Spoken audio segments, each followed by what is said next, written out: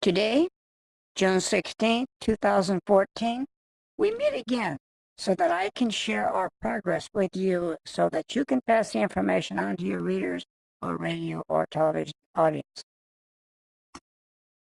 About 6 months ago, the 28th Amendment to the Constitution was ratified, abolishing all taxes on income and all federal taxes except for a 4% value-added tax.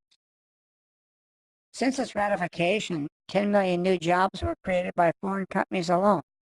The United States now has the lowest corporate tax rate of any country. The states are experiencing an exploding growth of new businesses and applications. They're coming in faster than they can handle them. Yes, Alice? Madam President, how is the value-added tax applied? Whenever anything is sold by a vendor to anyone other than the ultimate consumer, there will be a 4% tax.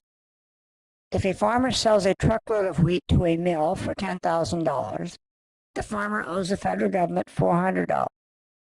When the mill sells the flour to the baker, there's another 4% tax. However, when the baker sells the bread to the customer, there is no federal tax. Teddy, what's your question? Madam President, what about the state sales tax? The sales tax is one of the few income sources left for the states with the ratification of the amendment. It can tax anything sold at the retail level. The amount of tax must be considered by each state, which competes with each other for citizens. High taxes by a state will compel folks to move to other states, which will reduce the revenue of the higher taxing state. Yes, Glenn? Will the internet still be tax-free? States can still charge a sales tax on any internet business licensed in that state if the customer is also a resident. All other transactions will have the then current VAT tax rate applied, and those taxes will go to the federal government. Alice, you have a comment?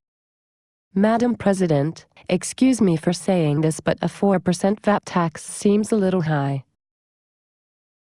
At this time, the United States needs a financial surplus to survive a business downturn or possibly a military emergency. The 4% VAT tax will be reduced by 1% every 5 years, and eventually it will be 1%. You have a question, Arnold? Madam President, what happened to the IRS? Everyone in that department was sent home, along with millions of tax attorneys, tax preparers, and lobbyists who suck hundreds of billions of dollars out of our economy every year without creating 1 penny of value. You paid for all their fat salaries out of your pocket by the increased costs of goods and services.